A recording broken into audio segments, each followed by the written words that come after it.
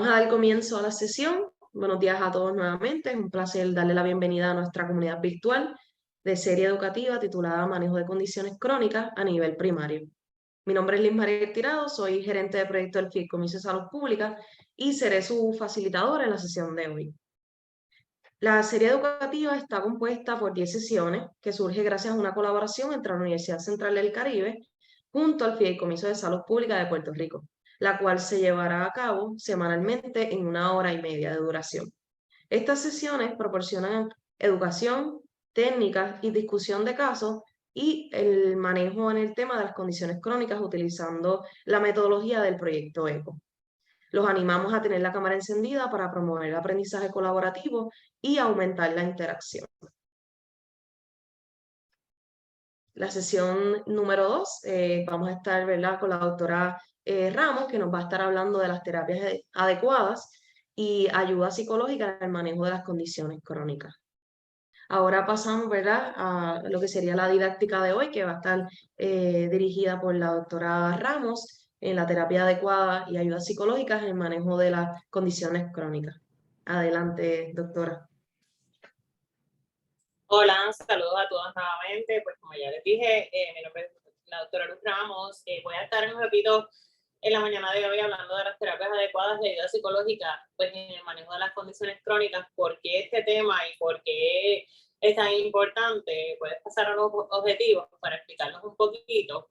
Es conocer el significado de lo que es el cuidado primario de salud, ¿verdad? Cuando yo estaba haciendo mi doctorado en psicología, ya yo tenía una base de lo que es consejería en abuso de sustancias, que es mi especialidad previa, y decidí hacer una certificación en cuidado primario de salud. ¿Por qué? Porque todas estas condiciones van asociadas unas con otras y eso lo vamos a ver a raíz de este proceso de discusión que vamos a tener, ¿verdad? Muchos de nosotros tenemos condiciones de salud diferentes, algunas las aprendemos a manejar, otras se nos hace un poquito más complicado, algunas las esperamos o nos preparamos para ellas y otras pues nos llegan de improviso y todo eso genera o requiere un tratamiento adicional, ¿verdad? Y muchas veces, pues, o como dicen por ahí, ¿verdad? Que viene primero el huevo o la gallina, ¿verdad? Eso nos genera, las condiciones físicas nos pueden generar condiciones de salud mental o viceversa, las condiciones de salud mental nos pueden generar condiciones físicas. Así que vamos a entender un poquito cuál es el procedimiento para ustedes que trabajan en esas clínicas de servicio, cómo pueden implementar este cuidado primario de salud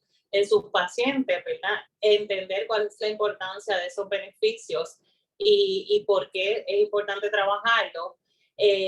¿Cuál es la importancia de que mantengamos una unión entre lo que es el tratamiento físico y de salud mental? Reconocer esos cambios poblacionales, ¿verdad?, que estamos teniendo y por qué tenemos que enfocarnos más en el cuidado primario de la salud y en el cuidado de esos pacientes, quizás adultos mayores que necesitan más atención primaria, identificar los problemas principales de salud y cómo tratarlos. Así que en eso es que nos vamos a enfocar en el día de hoy, ahí es que vamos a estar trabajando. Lo vamos a hacer un poquito interactivo para que ustedes tengan la oportunidad de participar y después al final vamos entonces, como ya le explicaron las compañeras, vamos a discutir un caso para que tengamos la oportunidad de hablar y dialogarlo. Al igual, si ustedes tienen dudas en el proceso, pueden hacer las preguntas en el chat o levantar la mano y las vamos contestando para que sea así bastante interactivo.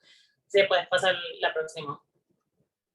Ok, empezamos por saber que es un cuidado primario de salud, ¿verdad? Es un cuidado integrado. Y cuando yo digo un cuidado integrado, me refiero a que vamos a integrar, valga la redundancia, todas las profesiones. Desde el manejador de caso que llega a atender a ese paciente originalmente que usted tiene en su clínica, al enfermero, al médico, al psicólogo, al consejero, ¿verdad? Que todos hablemos el mismo idioma. O sea, que todos conozcamos a ese paciente. Y desde que ese paciente llega allí, si yo recibo a Liz Mariel, que es la que estoy viendo en pantalla, yo pueda saber, decirle, hola Liz Mariel, ¿cómo te estás? ¿Cómo te ha ido?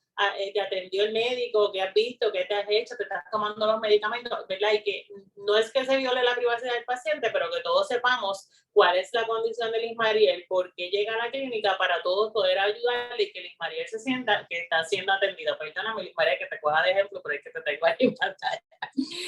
No te preocupes.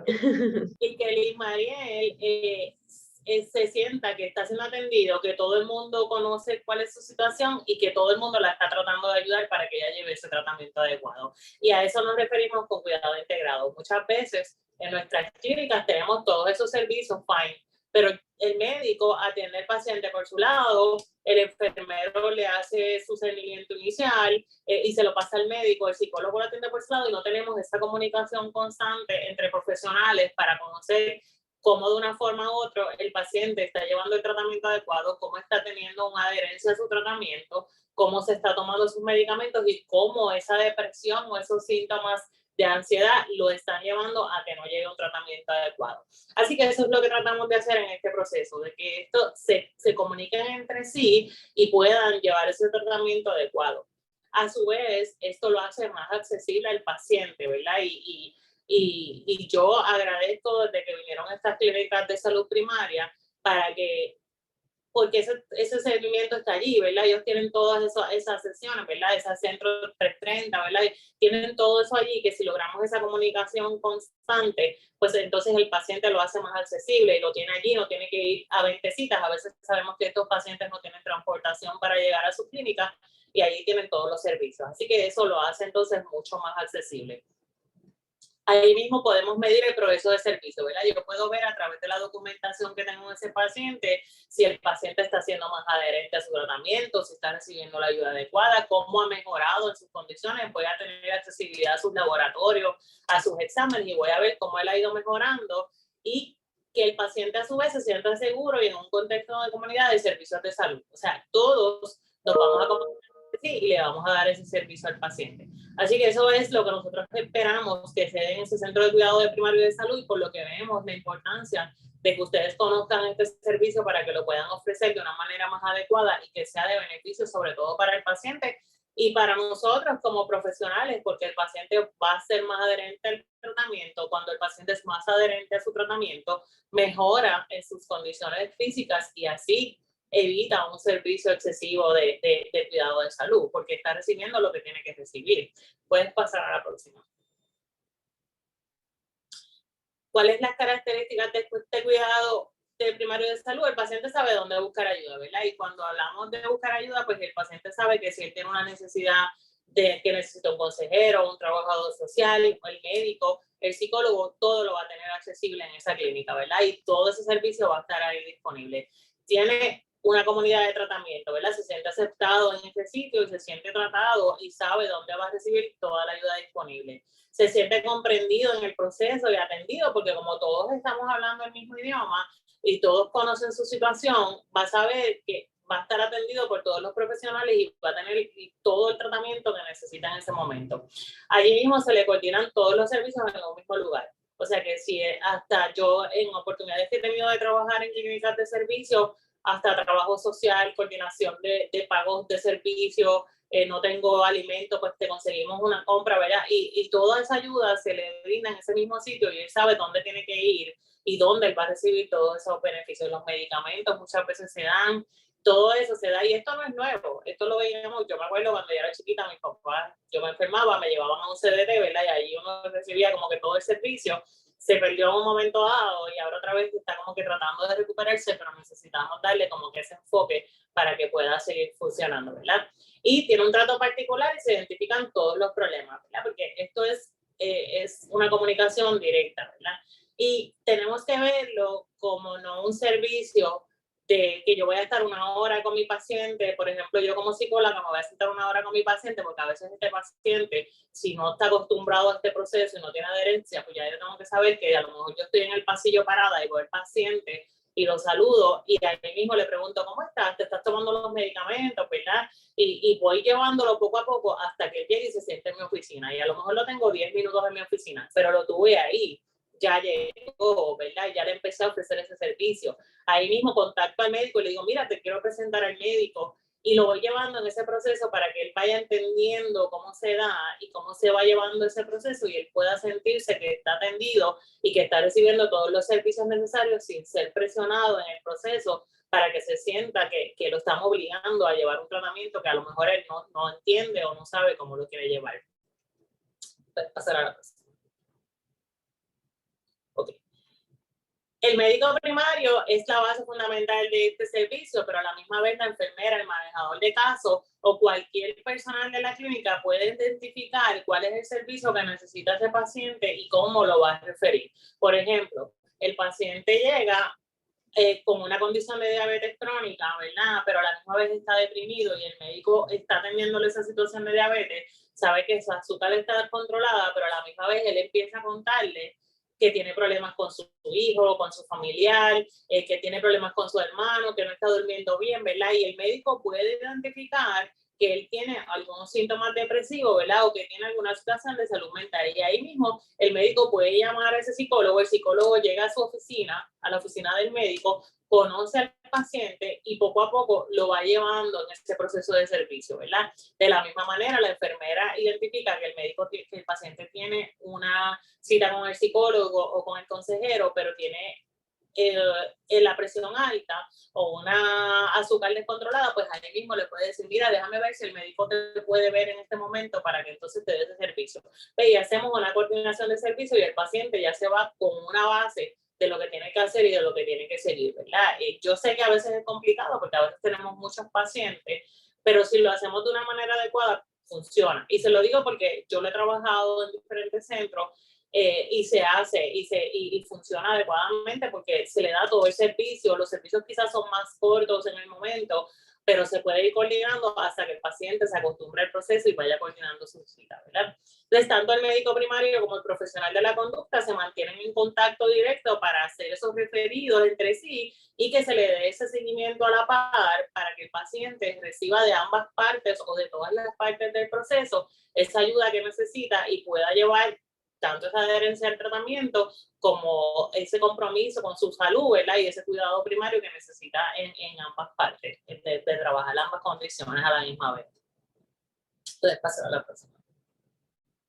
Ahora, les vamos a hacer un poll de preguntas, ¿verdad? Les van a salir en el sistema de cómo ustedes están trabajando o si esto ustedes entienden que les funciona, ¿verdad? Que si ustedes sienten que ustedes están haciendo ese cuidado, las pueden ir contestando ahí y las vamos a ir discutiendo entonces en el proceso.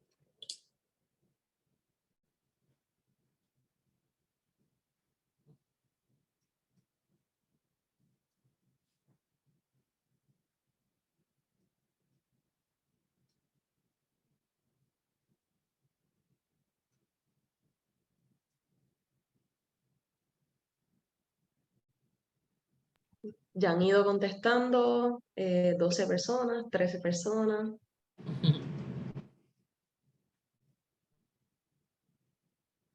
15 personas. Súper. Ya tenemos 20 respuestas.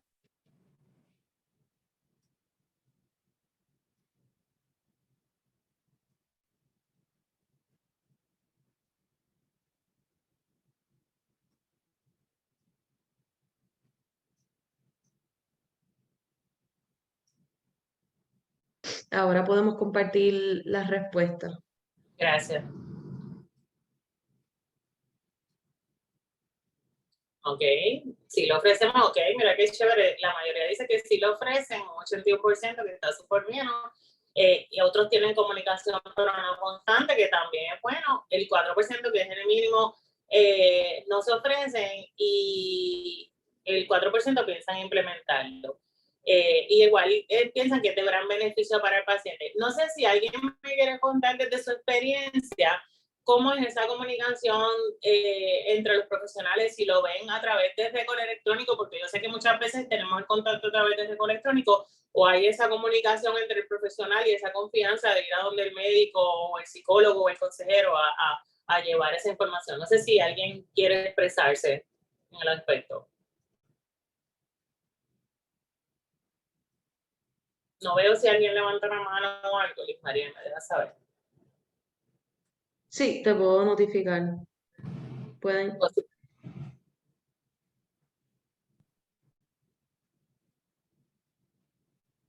Yo sé que están tímidos.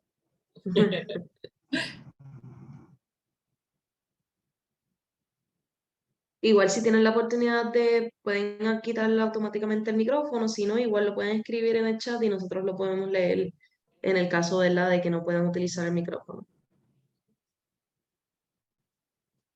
Si no, no hay problema. Continuamos y más adelante entonces conversamos.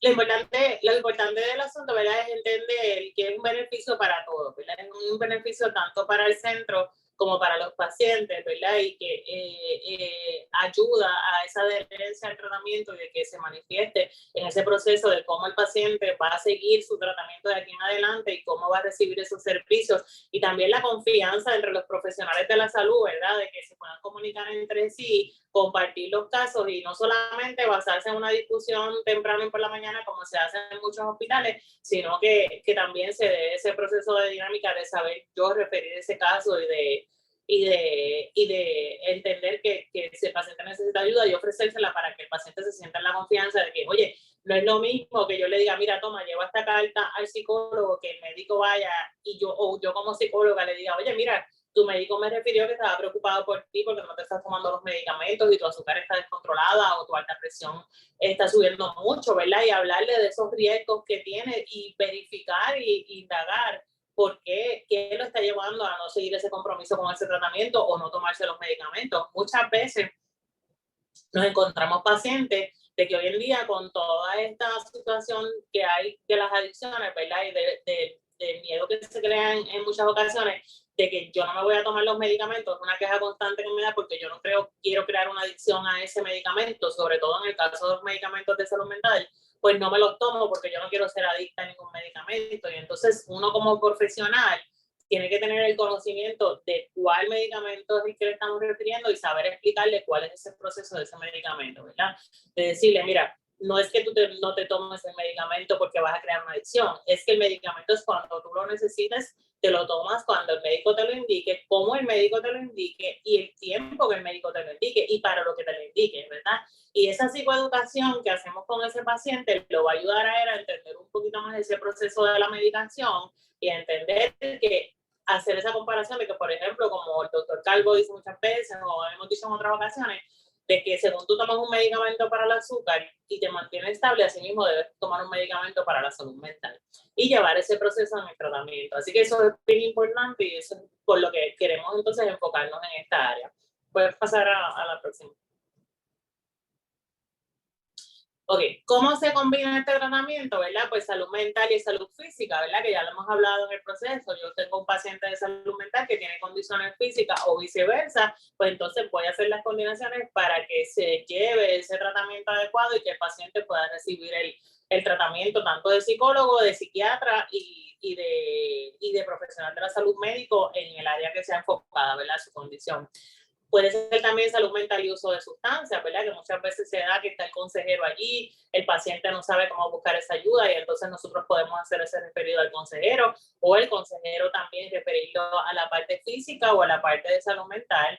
Enfermedades crónicas de otros servicios de salud y también pasarlo a la nutricionista, al psicólogo y etcétera, para que sepa llevar ese proceso del trabajo de control de peso, de nutrición, ¿verdad? De dietista, de mala alimentación o de alimentación en exceso, ¿verdad? Todo eso también se puede trabajar en esas áreas y salud de la mujer, entre otras cosas, porque sabemos que muchas veces condiciones que adquiere la mujer, que vienen ya sea contagiadas por su pareja o por ella misma, ¿verdad? O condiciones de salud a nivel hormonal y todo eso, pues también necesitan ayuda psicológica o ayuda en otros aspectos para que la persona pueda seguir el tratamiento. Muchas veces no sabe cómo buscarlo o cómo recibir esa ayuda a menos que alguien la oriente en el proceso. Puedes pasar a la próxima. Ok. Muchas veces, y un escrito del National Institute of Mental Health, ¿verdad? Nos dice que las enfermedades crónicas como el cáncer, las enfermedades cardíacas o la diabetes pueden aumentar las probabilidades de tener o desarrollar una afección de salud mental. ¿Esto por qué, verdad? Porque, pues, son condiciones que muchas veces vienen sin que nosotros las esperamos, ¿verdad? Por ejemplo, te diagnostican un cáncer, te diagnostican diabetes y tú no tienes ningún historial, ¿verdad? O te estabas llevando una dieta adecuada, o un hijo de momento sale con una condición de diabetes, ¿verdad? Una condición cardíaca, y esto te puede llevar a tener síntomas depresivos, síntomas de ansiedad o no saber cómo manejar la condición. Así que es bien importante que entendamos que muchas veces estos síntomas depresivos van a afectar la capacidad para seguir con su vida diaria, ¿verdad? O la condición de salud física también va a afectar la capacidad de tú seguir haciendo lo que estabas haciendo normalmente, de disfrutar las relaciones familiares, los amigos, el trabajo, y vas a tener que hacer cambios en tu diario vivir, ¿verdad? Entonces esto te puede llevar a tener síntomas depresivos y vas a tener que entender que esta salud física va más allá de la condición física como tal, también influye en lo que es el estado de ánimo, ¿verdad?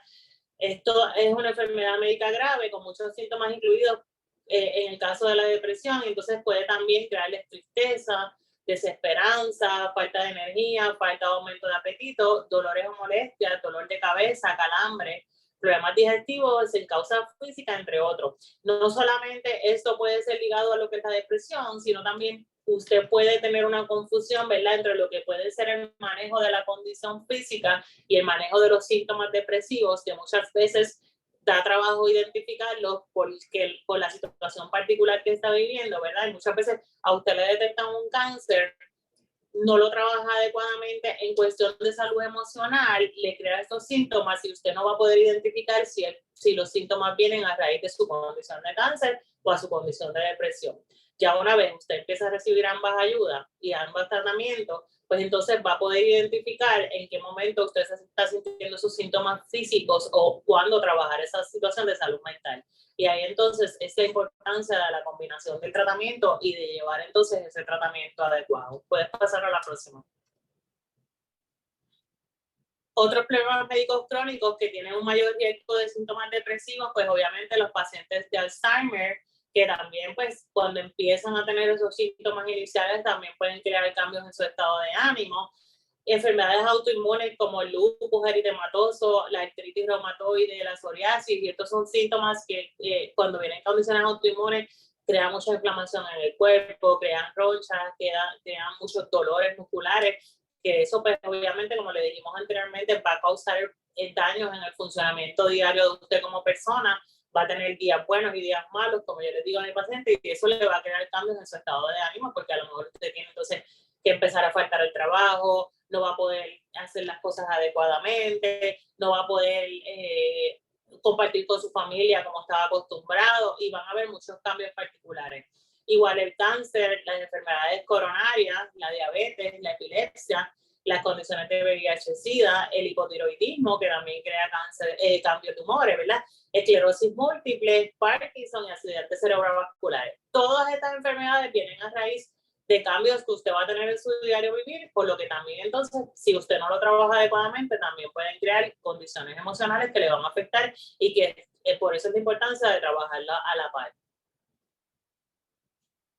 No sé si hay dudas o preguntas hasta ahora. No, puedes pasar a la próxima. Como les dije anteriormente, ¿verdad? Estos síntomas de estas condiciones de salud física pueden crear mayor inflamación en el cuerpo, que le va a crear problemas de movilidad, problemas de funcionamiento diario, ¿verdad? Cambios en el control de la frecuencia cardíaca y la circulación sanguínea, anomalías en las hormonas del estrés y obviamente cuando aumenta el estrés aumenta posiblemente la ansiedad y eso se le va a traer unos efectos adicionales. Cambios metabólicos como los observados en las personas con riesgo de diabetes, obviamente que se pueden crear hipoglucemia o azúcar alta, ¿verdad? Y usted pues tiene que cuidar su alimentación más, quizás tiene que salir menos a comer afuera, ¿verdad? Van a haber muchos cambios que usted va a llevar a cabo que entonces esto le va a crear otros síntomas emocionales adicionales, ¿verdad? Entonces los científicos han encontrado que cambios en la forma en que funcionan varios sistemas corporales diferentes en las personas con depresión podría generar un impacto en la salud física.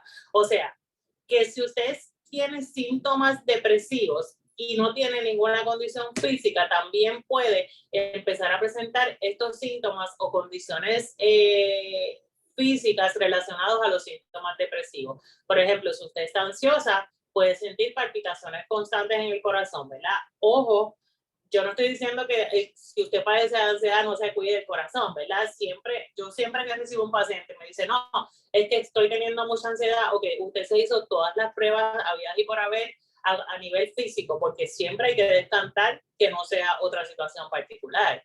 Ya cuando descartamos todas las condiciones físicas, entonces nos enfocamos en salud mental o lo vamos trabajando a la par. Pueden generar dolores corporales, anedonia, ¿verdad? No tengo deseo de hacer nada, no me alimento bien o como en exceso. Y todos esos cambios tenemos que identificar si vienen a raíz de los síntomas depresivos o de alguna condición física. Por eso es importante, como le he dicho varias veces ya, la combinación de ambos aspectos. Puedes pasar a la próxima.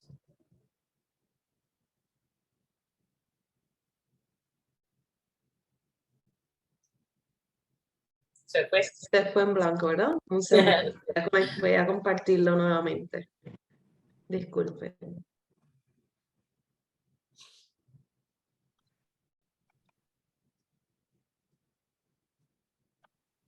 Ok, compartiendo nuevamente. Me confirmas que está en la diapositiva correcta.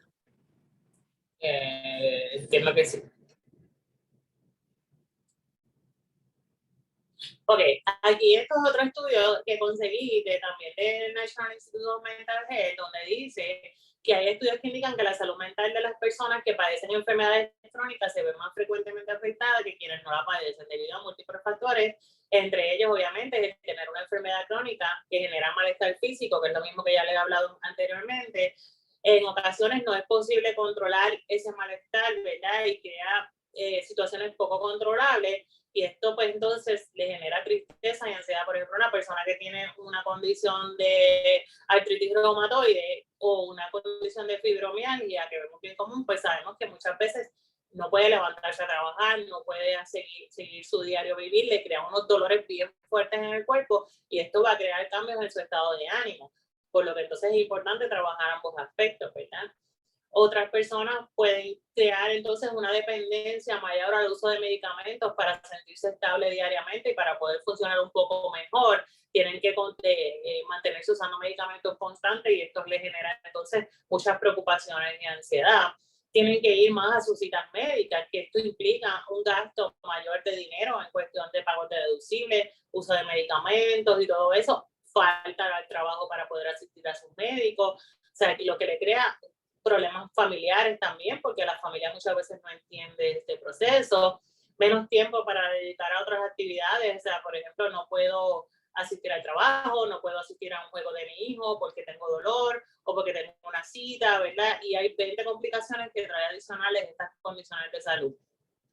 Afectación de otros órganos del cuerpo y en ocasiones afectación de la funcionalidad, por ejemplo, una diabetes crónica. Sabemos que muchas veces empieza a crear daños en los riñones, en movilidad, ¿verdad? En otras partes del cuerpo que también entonces crea las condiciones de neuropatía que vienen asociadas al cuidado de la diabetes y de la condición como tal.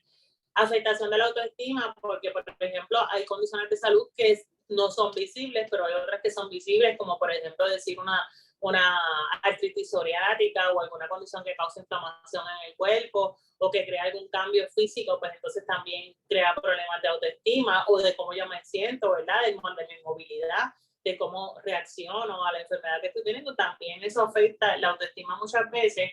Y la fatiga y cansancio emocional y físico, ¿verdad? Cuando ya yo tengo condiciones cardiovasculares, no puedo caminar bien, tengo asma constante, estoy cansada todo el tiempo, no tengo la misma energía que tenía antes y todo esto causa daños adicionales. Dependiendo de la persona y lo avanzado que esté esta enfermedad, es probable que requiera entonces más cuidado por parte de su entorno, ¿verdad? De la gente que está alrededor de ella y que dependa entonces mucho más de un cuidado de otra persona adicional y que no se valga entonces por sí mismo, lo cual no solo afecta a esta persona, sino también a sus familiares que están alrededor de ella, que también entonces tienen una persona que a lo mejor era funcional y ahora está dependiendo de ellos, ¿verdad? En la medida que esta persona se siente vulnerable, sino también a sus cuidadores, quien deben dedicar más tiempo entonces a este cuidado, dejando entonces muchos proyectos adicionales para poder entonces atender a esa familia. O sea que ya estamos viendo que no solamente afecta a la persona, sino a las personas que están alrededor de ella como sus familiares inmediatos. Puedes pasar a la próxima. Así que también entonces tiene otras implicaciones y la familia también se ve afectada en ese proceso.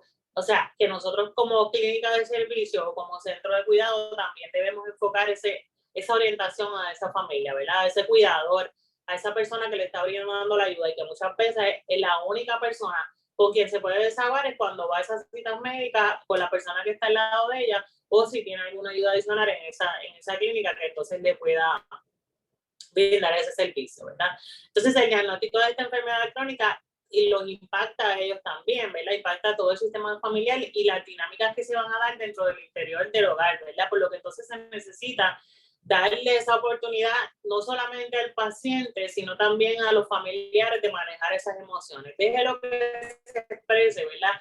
Déjelo que diga cómo se siente si se siente mal, si se siente bien, ¿verdad? No lo juzgue y valide esas emociones que está pasando en el proceso, porque solamente él sabe lo que está sintiendo. Nosotros lo podemos entender y lo podemos manejar, pero entonces hay que darle esa oportunidad de ventilar, ¿verdad?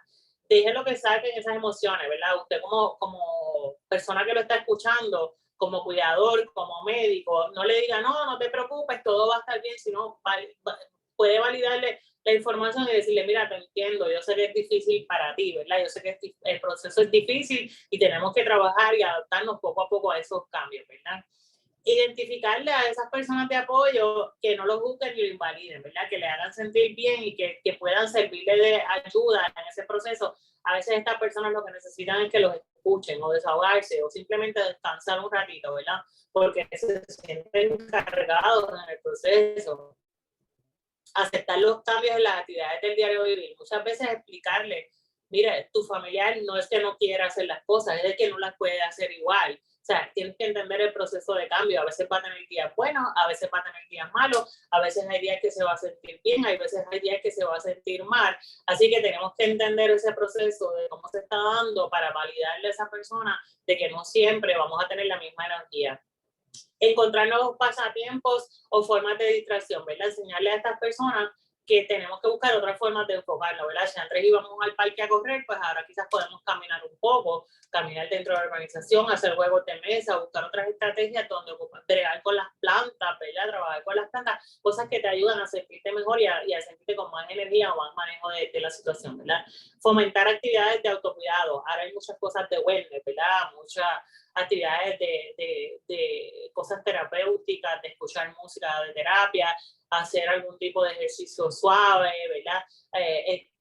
Poner aceite de olor y sentir o sonidos de las olas del mar, buscar cosas que te ayuden a sentirte bien a ti como persona y a ti como familiar, descansar también en el proceso. Mejorar la alimentación y la higiene del sueño. Eso les va a ayudar mucho, ¿verdad? Porque si tú no descansas y no puedes dormir bien y descansar, no puedes cuidar a nadie ni tampoco te puedes sentir cuidado, ¿verdad? Porque pues van a estar drenados de ambas partes. Y si tampoco si te alimentas bien o no tienes una buena disciplina de alimentación, pues tampoco te va a ayudar entonces en ese proceso. Vigilar la automedicación. Se da mucho en el proceso de que tengo dolores constantes, no quiero sentir ese dolor y entonces empiezo a automedicarme y ahí vienen entonces los problemas de adicciones, los problemas de dependencia a medicamentos y entonces ahí sí se crea un problema adicional. Y solicitar ayuda de salud, ¿verdad? Cuando sea necesaria, tú solicitar esa ayuda médica para que entonces te puedan brindar lo que tú necesitas entonces en ese momento.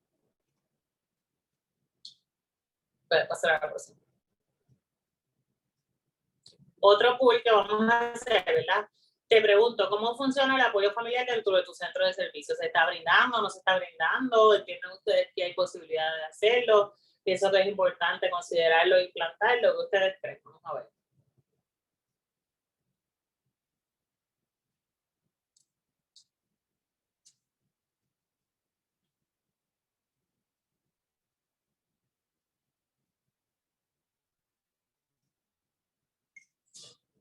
Ya 12 de los participantes han contestado. Vamos a darle unos segunditos más para que todos puedan contestar.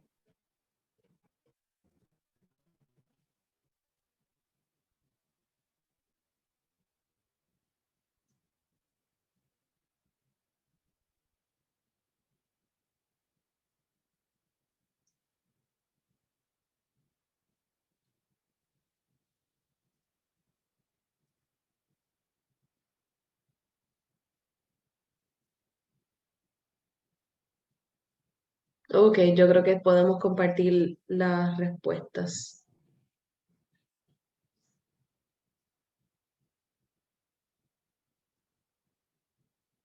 Es fundamental y lo realizamos, un 70%, hasta el momento no lo hemos implementado y pienso que es importante y consideraría implementarlo. Muy bien. Eso es lo importante, ¿verdad? Que muchos lo están implementando y otros lo piensan implementar porque sí sabemos que es importante. A mí, yo siempre tuve una experiencia cuando el huracán María, yo me fui a trabajar a un refugio, ¿verdad? Para brindar ayuda y esta persona me está mirando, ¿verdad? Una de las refugiadas y yo decía, bueno, ¿será que necesita ayuda psicológica? Y me acerco a la persona y yo le digo, mira, ¿cómo te puedo ayudar? ¿Necesitas algo, verdad? Y ella me dice, mira, disculpa, me estoy mirando porque tú eres más o menos como yo, curtida, y yo no tengo ropa, no me quedé sin ropa porque perdí todo. O sea, y entonces yo quería ver si tú tenías ropa que me pudieras regalar para yo poder tener algo. Y yo me sorprendí de momento, ¿verdad? Porque yo dije, oye, yo pensando que ya necesitaba ayuda psicológica, y dentro de todo a lo mejor sí la necesitaba, pero su prioridad en ese momento era la ropa, ¿verdad? Que no tenía.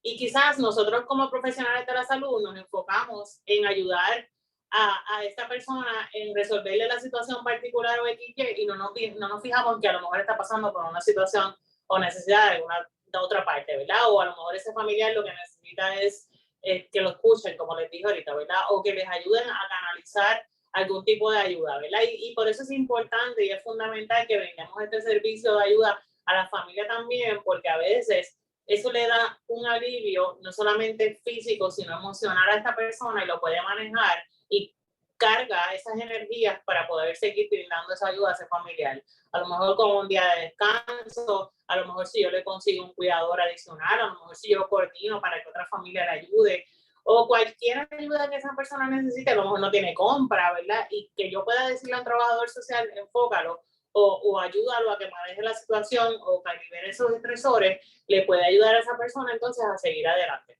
Por eso es bien importante de también entender la información que te pueda brindar ese familiar en cuanto a la ayuda que tú le puedes dar al paciente, porque a lo mejor el familiar es el más que lo conoce y sabe decirte, mira, él no se toma los medicamentos porque tiene miedo, o él no se toma los medicamentos porque se le olvidan, ¿verdad? Y entonces tú le puedes dar estrategias a ese familiar de cómo manejarlo. Mira, nosotros cuando el paciente, en un momento dado que trabajé con pacientes VIH, el paciente me decía, mira, que a mí se me olvida tomarte los medicamentos. Tú le dices, pues tú te lavas la boca todos los días, ponlos al lado del cepillo de dientes. O te tomas el café todas las mañanas, pues ponlos al lado del azúcar, para que sepas que esos medicamentos ahí te los tienes que tomar, ¿verdad? Y son estrategias que tú le puedes dar a ese paciente o a ese familiar para que pueda manejar esa adherencia al tratamiento y lo pueda llevar adecuadamente, y así va mejorando entonces sus estrategias de manejo. Así que por eso es importante y por eso nos enfocamos en que también no solamente al paciente, sino al familiar también le tenemos que brindar esa ayuda.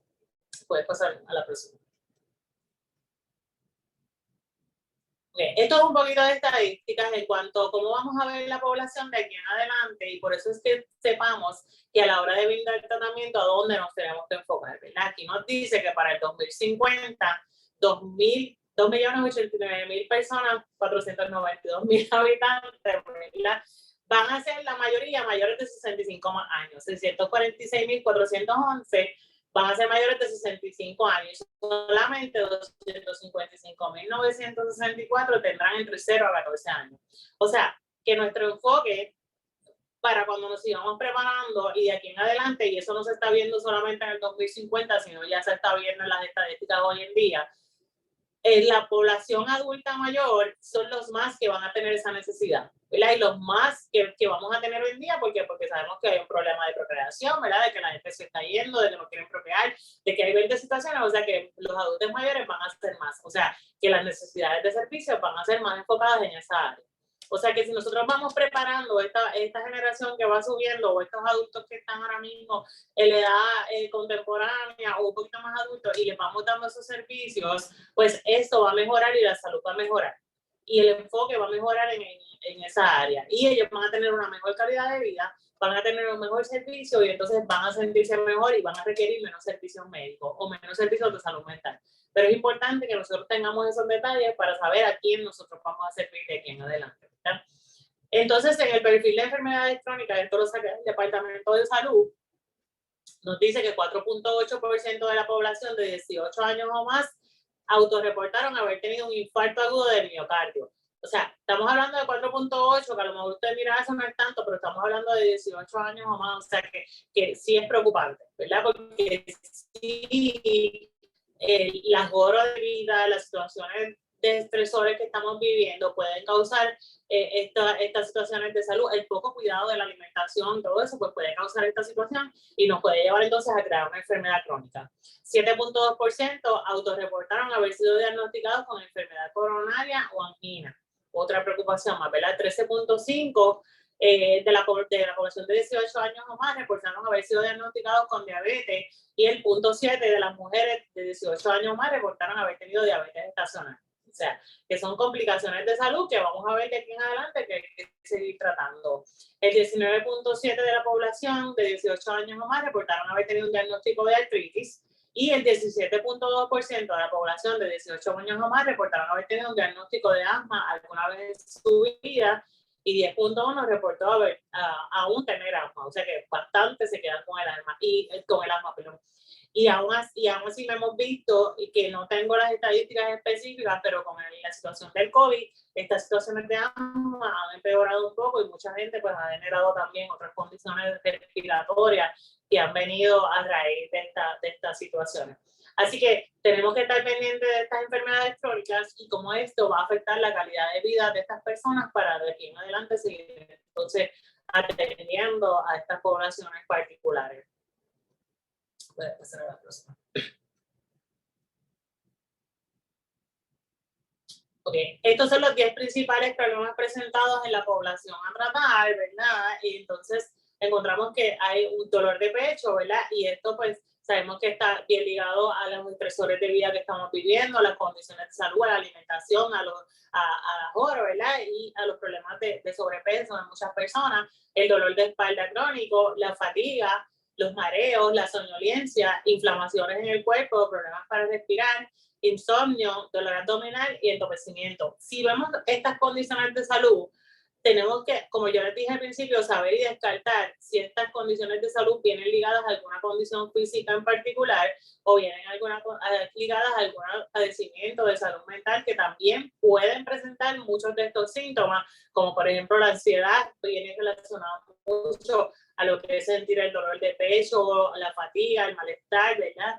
Las inflamaciones vienen a raíz de muchas condiciones. Así que es bien importante siempre descartar primero condiciones físicas y descartar salud mental para saber entonces cómo lo vamos a ir manejando.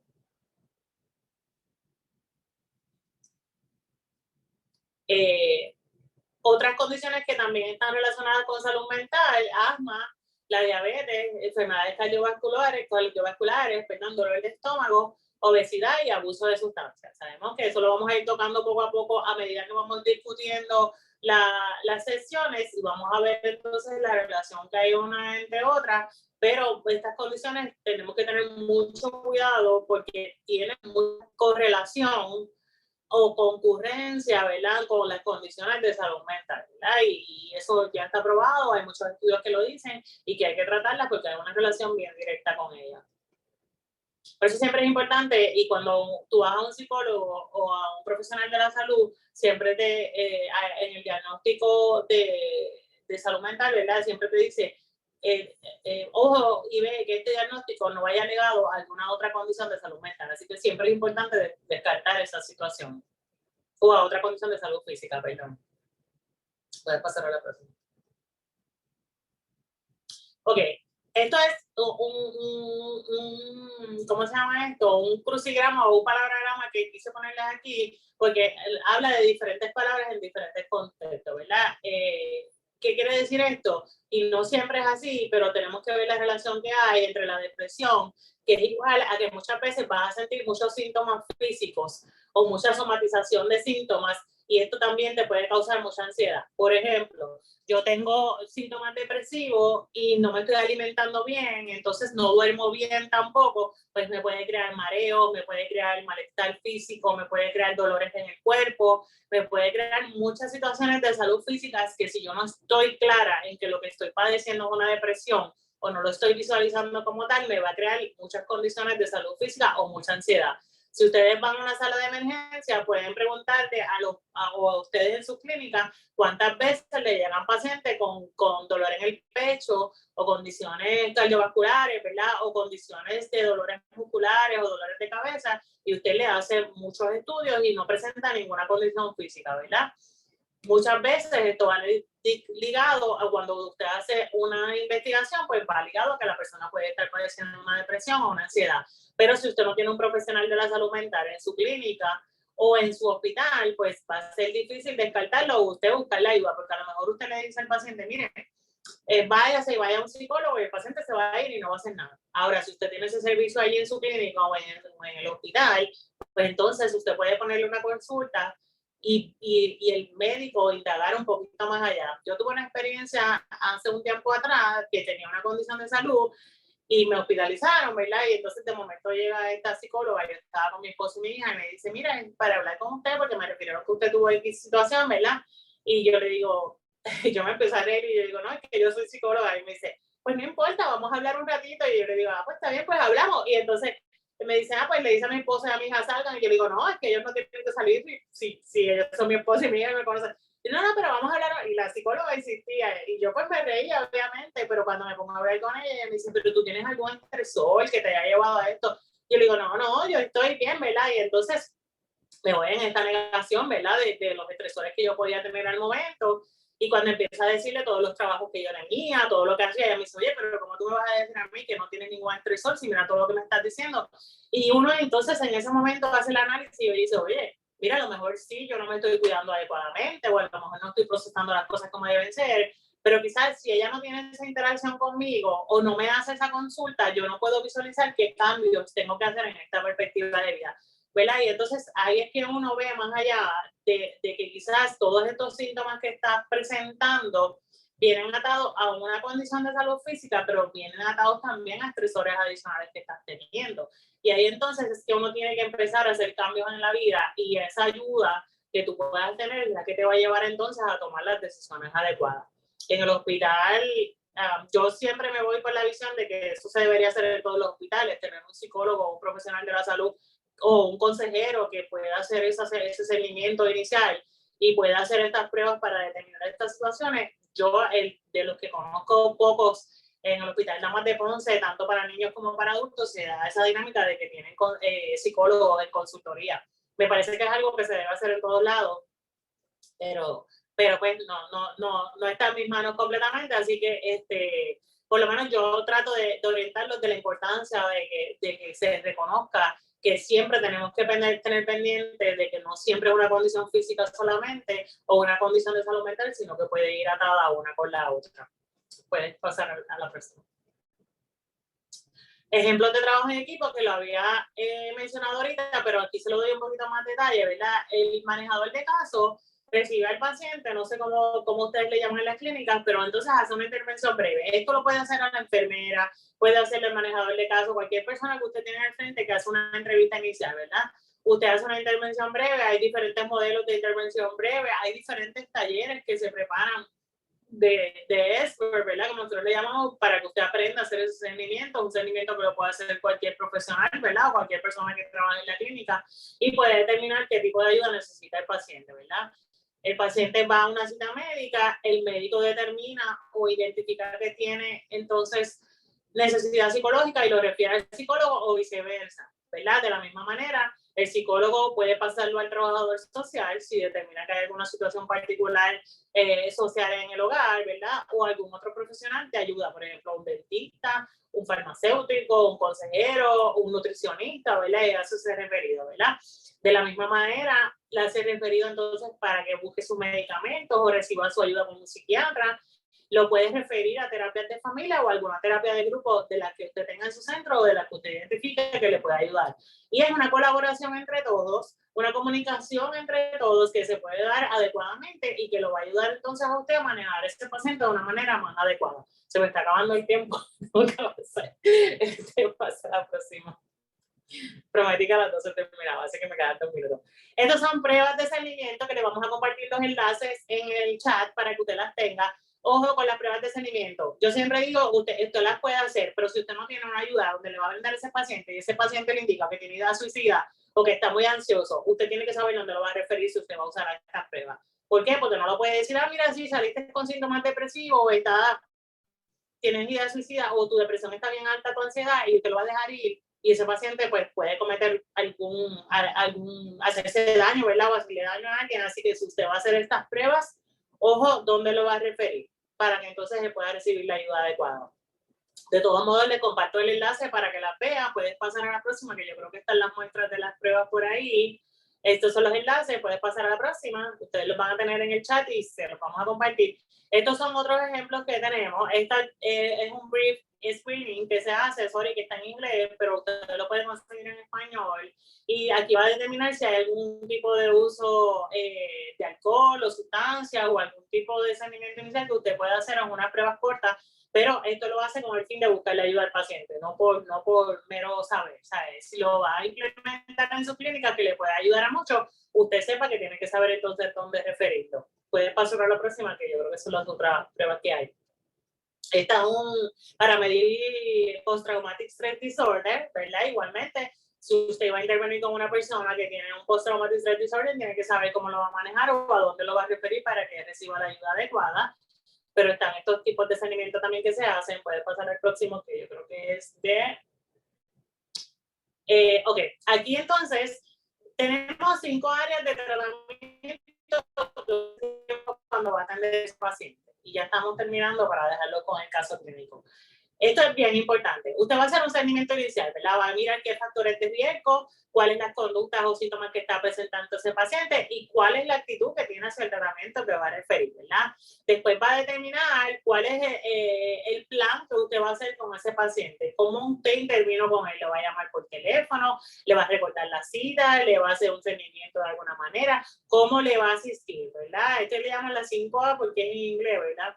Le va a dar psicoeducación, lo va a orientar en cuanto a la solución de problemas, contra el establecimiento de metas, le va a hacer un acuerdo de colaboración con él, ¿verdad? Un acuerdo de cómo usted va a trabajar con él, si va a trabajar terapia cognitiva conductual, si le va a hacer un cambio de comportamiento, ¿verdad? Y qué opciones tiene ese paciente, ¿verdad? ¿Cómo va a llevar ese tratamiento? ¿Cuál va a ser el funcionamiento de él en su vida diaria y cómo usted lo va a manejar, ¿verdad?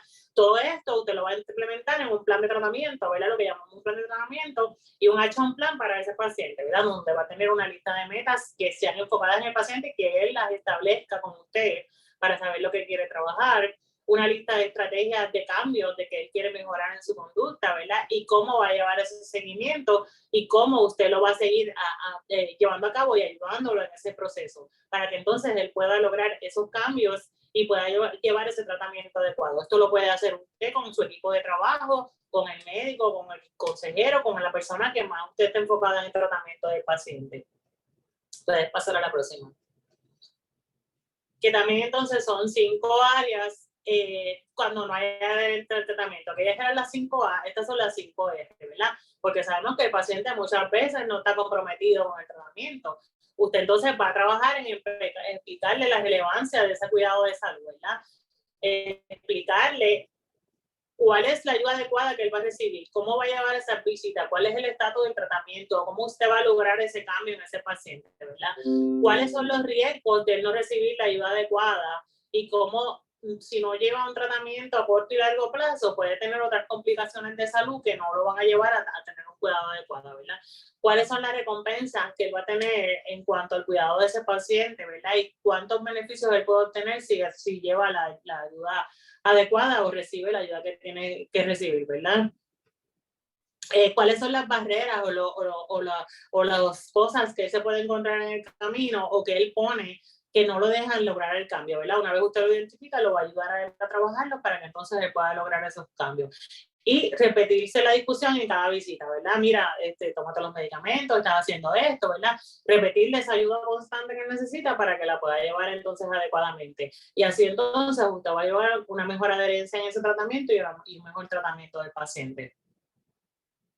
Yo creo que terminamos, ¿verdad? Ok, muy importante, entender y conocer al paciente, escucharlo, validarlo, que se sienta atendido de escucharlo, motivarlo a buscar ayuda y que no se sienta juzgado. Y yo creo que con eso usted va a lograr entonces un tratamiento adecuado. Así que vamos a pasar entonces ahora a si hay dudas o preguntas y después entonces pasamos a la discusión del caso. Gracias, doctora Ramos, por la presentación. Sé que estabas ahí con el tiempo, pero la realidad es que estaba sumamente interesante y pienso, ¿verdad?, que muchas de las cosas que han mencionado, las clínicas la aplican a diario o si no lo han aplicado, pues posiblemente tengan situaciones similares. No sé si alguien de los participantes tenga alguna pregunta para la doctora Ramos y también pues, el doctor Calvo está por aquí también presente, que que también puede contestar sus preguntas. Pueden levantar la mano o automáticamente pueden prender los micrófonos.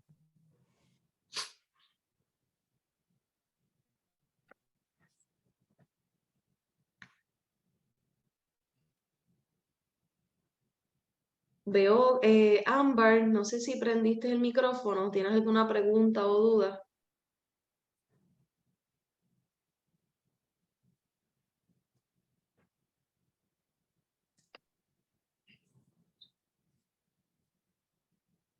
Creo que no escuchamos. No sé si alguien más lo escucha.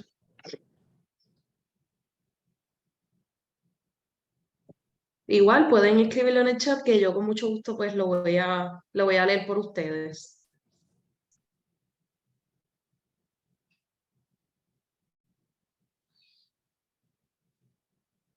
Mientras, aquí están, ¿verdad? Las referencias que la doctora Ramos les dejó en la presentación. Mientras algunas de ellas ya se les han ido compartiendo durante la sesión. Y, ok, si no hay preguntas, no hay dudas hasta el momento, creo que, doctora, fuiste al grano, todo el mundo entendió la presentación.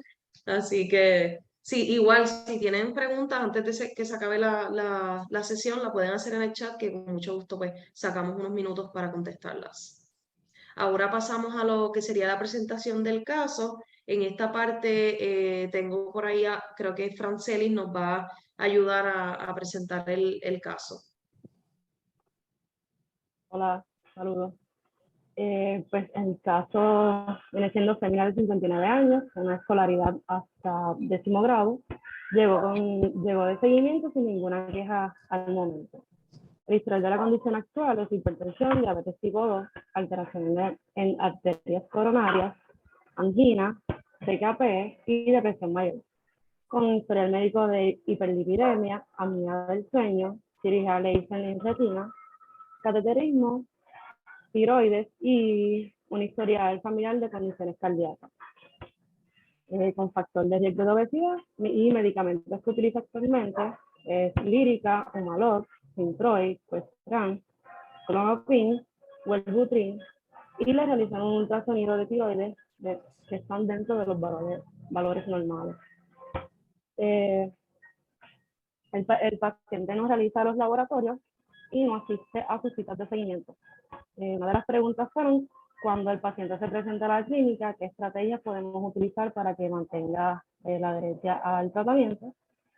Y la otra serie de preguntas sería, ¿cómo entiendes que debe ser el seguimiento del mismo?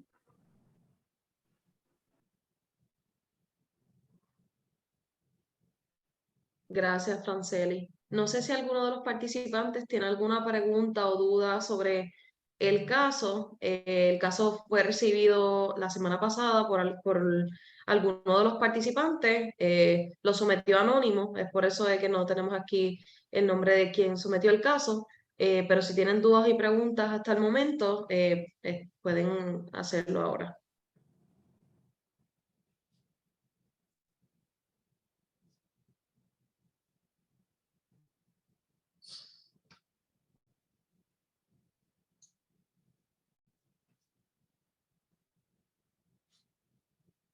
Ok, ¿verdad? Para discutir el caso, lo que vamos a hacer es, vamos a tener una dinámica que me gustaría pues, que Melanie pasara para poder explicar cómo vamos a desarrollar esta dinámica. Ok, bueno, en esta dinámica vamos ahora a colocarlo en unos breakout room. Vamos a dividirlo en 2 grupos. Entonces, vamos a estar discutiendo en esos 2 grupos el caso que estuvo presentando Franceli y vamos a hacer 2 preguntas. La primera pregunta es, cuando el paciente se presenta en la clínica, ¿qué estrategias podemos utilizar para que se mantenga adherente al tratamiento? Y cómo entiendes que debe ser el seguimiento del mismo. Esa primera pregunta fue la pregunta que trajo la persona que trajo el caso. Por lo tanto, vamos a estar haciendo esas recomendaciones en nosotros, el grupo que está en el campo, y luego traerlo al grupo grande para discutirla con los expertos. En mi grupo estuvieron discutiendo, déjame buscar las anotaciones por aquí. 3 puntos. El primer punto es que si la clínica cuenta con equipos multidisciplinarios, referirla al paciente con educadoras en salud, que algunas de las clínicas de las personas que están aquí presentes cuentan con educadores en salud, e integrar si es necesario a los familiares. También seguimiento con trabajadora social, que muchas de las clínicas también lo hacen. Y el segundo punto fue referir a psicólogo. Según las necesidades, se puede integrar psicología, ya que presenta varias condiciones crónicas y puede ser para esta persona, puede validar sus emociones respecto a su condición. Siempre orientar sobre su condición y sobre el tratamiento, de acuerdo al entendimiento del paciente. Y el tercer punto fue realizar más grupal, realizar charlas educativas, también hacer equipos de apoyo, tanto como enfermería, médicos y familiares, y tocar algunos puntos importantes. Esos fueron los 3 puntos que discutimos.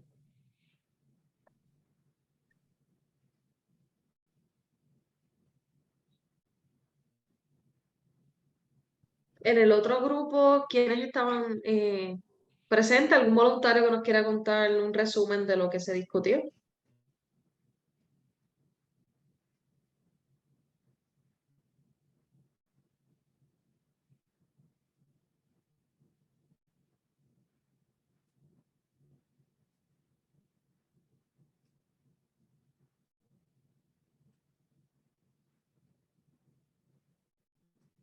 ¿Algún voluntario del equipo del grupo donde estaba? Creo que estaba Karen, ¿no? Sí, yo puedo hacerlo. Estaban despacio, pero nada, hablamos un poquito de algunas cosas que se pueden hacer para ayudar a este paciente. Uno de los compañeros mencionó que sería importante recordarle al paciente porque es importante, valga la redundancia, de continuar el tratamiento, que muchas veces, ¿verdad? Se les olvida por qué es importante continuar el tratamiento y dejan de hacerlo. Recordar y educar en la importancia del tratamiento, así como también referir a diferentes servicios de salud, como había mencionado Melanie. Y una de las compañeras mencionó algo bien importante, que era evaluar los factores sociales, porque hay ocasiones en las que los pacientes no, o sea, ellos desean continuar el tratamiento, pero hay factores sociales como falta de transportación o falta de dinero que los impide o los limita para continuar con el tratamiento. Y de hecho, algo que se podría hacer es coordinar con los planes médicos. Y lo último sería pues incluir apoyo familiar para ayudar entonces al paciente.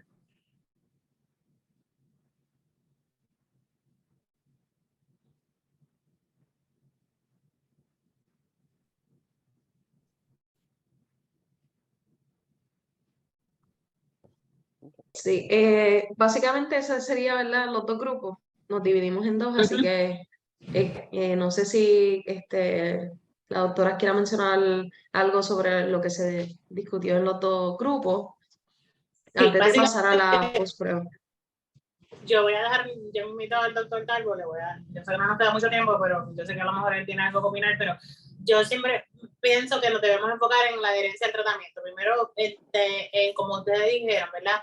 Enfocarlo en por qué es importante que tú recibas ese tratamiento, cuáles son tus metas, a dónde tú quieres llegar con tu salud, ¿verdad? Cómo tú quieres trabajar esas situaciones, qué tú entiendes que tienes que trabajar primero y de ahí partir a empezar a enfocarlo a él en esa importancia del tratamiento para que él entienda cuáles son los riesgos de esas condiciones que está presentando, cuál es la importancia de que se tome esos medicamentos y de que siga el tratamiento adecuado para que entonces se le brinden las ayudas necesarias. Por ejemplo, como dijo Karen, si él no tiene transportación o no tiene ningún tipo de ayuda, pues coordinarle todas las citas el mismo día, cosa de que en una sola cita pueda ver a todos los profesionales y así se beneficie de llevarse toda la ayuda en un día y no tenga que venir quizás hasta dentro de 2 semanas, 3 semanas, de acuerdo a la necesidad del paciente, pero buscarle estrategias en ese manejo para que él lo pueda hacer adecuadamente. Doctor Calvo, no sé si va a decir algo.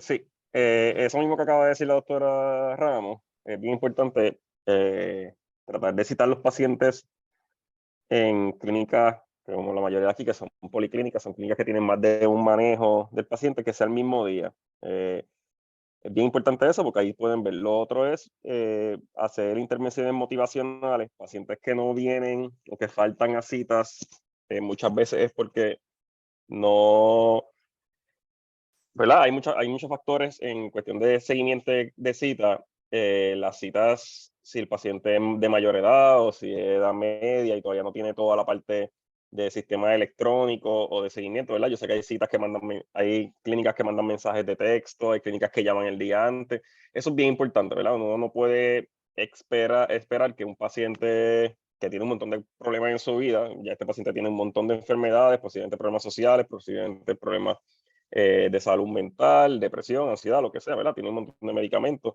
Que este paciente esté, mira, si me dieron una cita en 3 meses de seguimiento con todos estos médicos y que él se acuerde exactamente o que tenga un calendario que apuntó o un papelito. Muchas veces las clínicas lo dan un papelito así pequeño que el paciente lo mete en una cartera o lo mete en algún sitio y a mí se me pierde un montón de cosas que me dan todos los días. O sea que es bien importante que las clínicas también tengan una ayuda social a estos pacientes. Muchas veces hay clínicas que tienen o personas llamando el día antes para acordar y para a ver si necesitan transporte, ¿verdad? Los planes médicos pueden dar transporte en la mayoría, ¿verdad? Ellos tienen fondos para eso, para que uno puede ayudarlos con eso. Segundo, mensajes de texto, pues ya eso depende de la edad y toda la parte de que si esta persona tiene el acomodo para tecnología, pero es bien importante hacerle la vida un poco más fácil a ese paciente. Yo sé que nosotros en las clínicas tenemos mucho trabajo, pero también es parte del trabajo social de nosotros hacerle la vida un poco más fácil a ese paciente, ayudándolo a tener un calendario mejor. Cuando se haga una cita, siempre pregúntenle a los pacientes si pueden o si tienen ese día o que busquen la disponibilidad, porque a veces le decimos cita porque es el día que yo puedo como médico, pero si yo no le pregunto al paciente si él puede, después él falta y es que nunca me dijo o yo no le pregunté si ese día puede. O sea que eso es bien importante. Eso a mí me pasa con pacientes que yo le digo, mira, tengo viene a tal hora. Y el paciente nunca me dice que no pudo porque yo nunca le pregunté y no se atreve a refutarme a mí porque yo soy el médico y el especialista. Y pues nunca el paciente no llegó y cuando le pregunto quizás otra vez me dice, ay doctor, es que ese día yo no podía, pero nunca me lo mide, yo tampoco le pregunté. ¿Verdad? O sea que nos toca a nosotros también preguntar y saber, conocer a este paciente. Y en la parte del seguimiento y, y de la parte de si está faltando, pues eso, preguntarle, mira, ¿por qué no pudo venir? Ahí empieza toda la parte social. Si identificamos que es que no tiene carro, familiares, no pude conseguir un hijo ese día, pues ahí nos toca el trabajo social o ayuda al paciente y buscar todo lo que es, porque pues nos toca, esas partes nos toca a nosotros, él no sabe cómo, la mayoría de los pacientes no saben cómo accesar esto. Hay muchísimos pacientes que no saben que pueden llamar al plan médico a pedirle todas estas cosas que salen en anuncios aunque hay un millón de anuncios de los que te llevan a la cita, muchos pacientes no saben cómo accesar eso. Solamente diciéndole, mira la parte de atrás de la tarjeta, llama a este sitio, servicio al cliente o servicio al paciente, llama y dice, tengo cita a esto y el plan médico te va a dar un transporte para tu visita. O sea que hay cositas así que solamente educación y apoyo emocional, y lo otro, que el paciente tenga una buena experiencia en la clínica. Eso yo sé que es bien importante, ese ambiente de la clínica que sea accesible, que la gente lo trate de buena manera, ¿verdad? Los pacientes les da estrés ir a las clínicas y si la clínica no tiene un buen ambiente positivo, pues muchas veces es como que un día de estrés completo y no quieren regresar o sea que eso también nos toca a nosotros, el ambiente de nosotros, cómo accesamos a ese paciente, cómo lo tratamos, si es positivo, si el médico en vez de con prisa lo está hablando de buena manera, educación en vez de regaño, educación, en vez de decirle, mira, faltaste y la asistente o la secretaria le está diciendo, me faltaste, no puede pasar eso, en vez de pues, educación, preguntar. Es ser amable con la persona para que le quiera tener ese apoyo mayor y motivacional para la próxima cita. Gracias por la recomendación, tanto el doctor Calvo como la doctora Ramos. Yo sé que quizás luego, ¿verdad? Si tienen dudas sobre el mismo caso, nos pueden escribir y nosotros igual le podemos pasar esas preguntas a los expertos en el tema. Y también los invito nuevamente a que entren sus casos para esto mismo, para sacar un tiempo y tener esta discusión que pues, beneficia a todos. Lo esperamos en enero, que igual que tengan feliz Navidad, que disfruten y que estén con todas sus familias. Muchísimas gracias por estar presente en la segunda sesión y los esperamos en enero 18.